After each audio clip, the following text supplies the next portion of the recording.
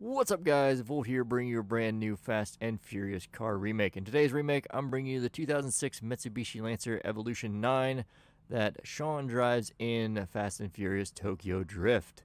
An iconic and beautiful looking Evo. I mean, do I have to say more? I mean, it's not really Sean's per se. I guess it is Han's, but Han gives it to Sean to practice and get better at, and pretty much used as his own personal car driving around and everything. And what better car to choose to build this with than the Sultan RS? So to start things off, we're going to start off with the base price, which you're going to go to the internet.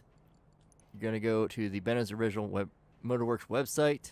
You want to go down to the Sultan. The Karen Sultan is going to cost you $12,000. Now, you can find these on the street, but if you plan on selling them, or if you need to sell them later on down the road, I would recommend buying them, because you will get more money back if you upgrade this car, and when you try to sell it, you'll get more money back. But if you get it off the street and upgrade it, you're going to get less money back if you try to sell it. So my best option is to always go to the websites and buy your cars, unless you're not planning on selling the cars.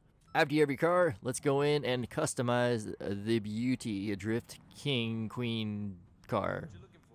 DK, you know. The Karen Sultan RS is in the super category, which it shouldn't be, but it is. As I go over in all my videos, I go over the overall look, the visual appearance, and the basic design, and how it's portrayed in the movie and or game itself. Anything else is completely up to you. I just put a few staples into the build that you need to make sure to have to actually recreate the car. So without further ado, let's get into the build. So to start things off with the front bumper, you want to go with the Drift RS bumper and canards. This is the closest one you can get to his actual bumper that he has on his car. It has a bit more, I don't know what they are, pointy bits or canards in general that stick out a lot more on the bumper, but we can't get that on this car, and I believe still that this car is the best option. I know people say, oh, use the Karen Sultan Classic and all that. No, this is the best option. Even though it is a two-door, it is still the best option. After that, we move on to the rear bumper. You want to just put on the clean cut rear bumper. I believe this is the best option because it kind of gives it more of a just a basic back bumper.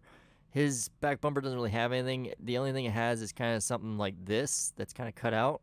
But unfortunately, you can't get that without the actual pieces in it. So I just say go with just the basic clean cut bumper. It just makes it look nice and clean, and it just makes it fit the car a lot better too.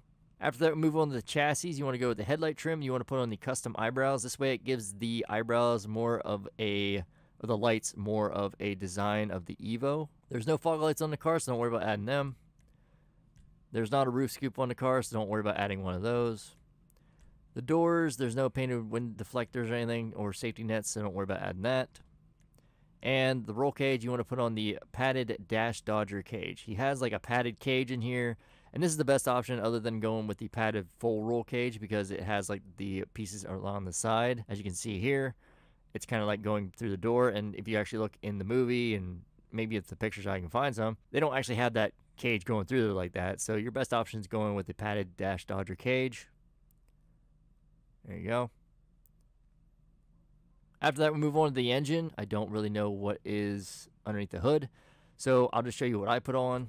For the engine block, I put on the polished valve covers, and for the cam cover, I put on the primary color cam belt cover, and for the strut brace, I went with the polished strut brace.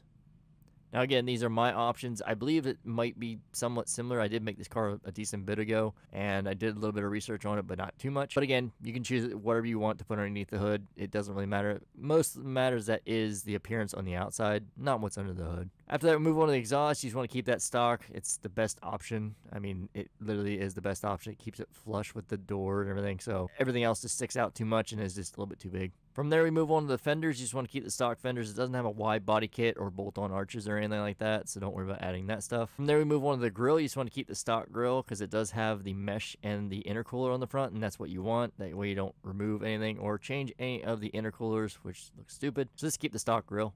After that, we move on to the hood. You want to get the vented hood. This is the best option, I believe, for this car.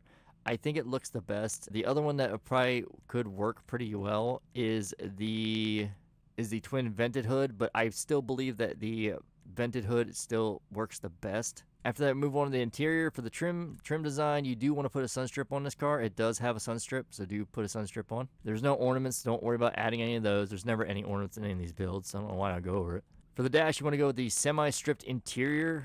That way it has a, well, semi-stripped interior. It has no back seat, pretty much. So this is what you want to go for. It's pretty much a gutted car. It just has like the front seats and all that. For the dials, you want to go with the clustered mounted Tasho gauge or taco gauge. I don't know how you say it.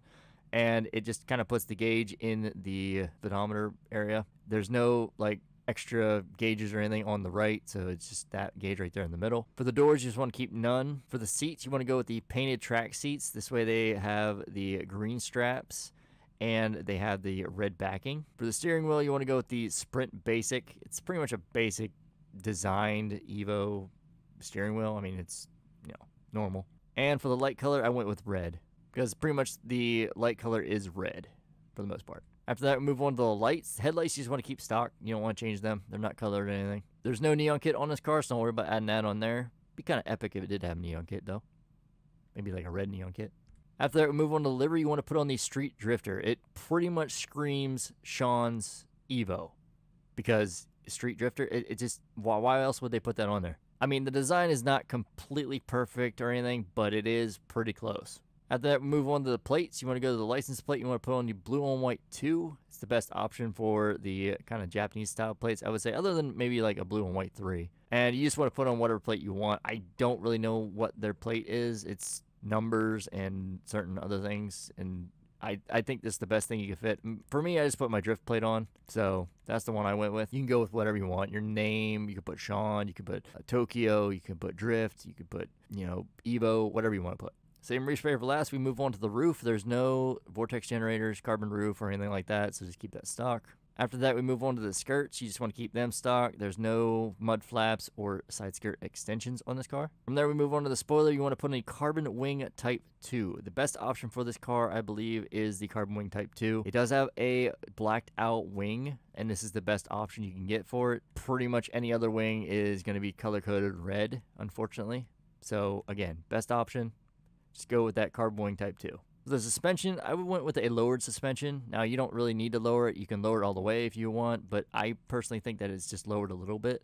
Not too much. I try to estimate how much it is lowered from the pictures I see. So I estimate it to be lowered a little bit, so I just put it for lowered. From there, we move on to the wheels. You want to go to wheel type. You want to go to the sport category. You want to go to the stock rims, and you want to put on the Deep 5 rims. I believe these fit the best. They have that kind of chrome lining around the outside of the actual rim itself, and that's what's actually on the car too, which is pretty cool. Then we move on to the wheel color. You want to put on the black steel. I think it just kind of fits the rims pretty well, and it's not like they're not pure black. They're kind of like a gunmetal kind of gray blackish color.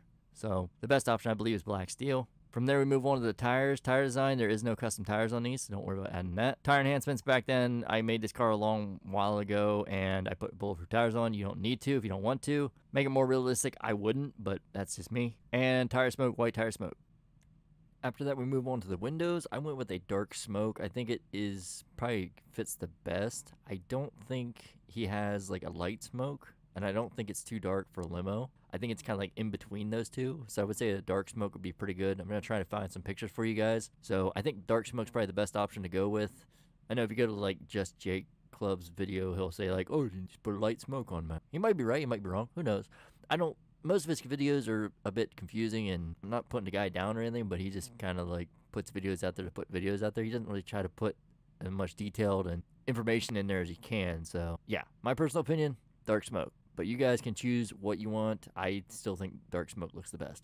All right, and now I'll see you guys in 2 seconds with a rolled steel primer color. All right, and we're back. Now, as you can see, I have my car in my famous rolled steel primer color. That way you guys can tell what I change it to. It actually doesn't look that bad in this color, but we're not trying to make it this color. We're trying to make it a different color. So what you want to do is go to classic. You want to go down to the reds, and you just want to put on the classic red color. So don't worry about putting a pearlescent on this car because it's going to have a classic color on it. You could if you want to do the pearlescent glitch, but I wouldn't really recommend it. It just puts a little bit too much flare over top the livery, and you want the livery to kind of stand out, not be overshined, and that's not how it works in real life. For the secondary color, you want to go to the same thing, classic, go down to the reds, and just put the classic red on. Fairly cheap paint job, that's for sure. After that, move on to the trim color. You just want to keep that graphite.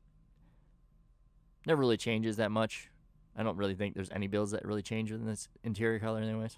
And that is it. That is how you recreate the 2006 Mitsubishi Lancer Evolution IX that Sean drives in Tokyo Drift and learns how to drift and pretty much gets it from Han and it's a beautiful car. It is a beautiful car. It's pretty insane how they actually had to get this car set up, because I believe it wasn't able to drift right away, so they had to change it to be able to drift. Let's go outside.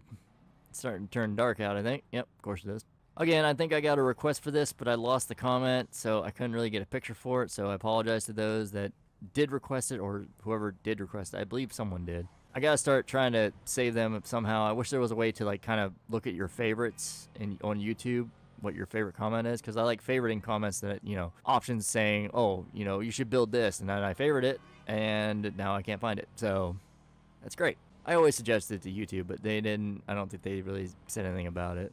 But anyways, I think that's gonna wrap up today's video, guys. So I hope you guys did enjoy. If you guys did, don't forget to smash like, subscribe if you're new, and I will definitely be sure to bring you out more videos. If you have any suggestions, leave them down in the comment section down below. You have any changes that I should try making on this car, or maybe should try fixing on this car, let me know down in the comment section down below as well. And I think that's gonna pretty much be it. So I hope you guys did enjoy, and I thank you all very much for watching. Thanks for tuning in. Thanks for checking out the video, and I'll catch you guys in the next one.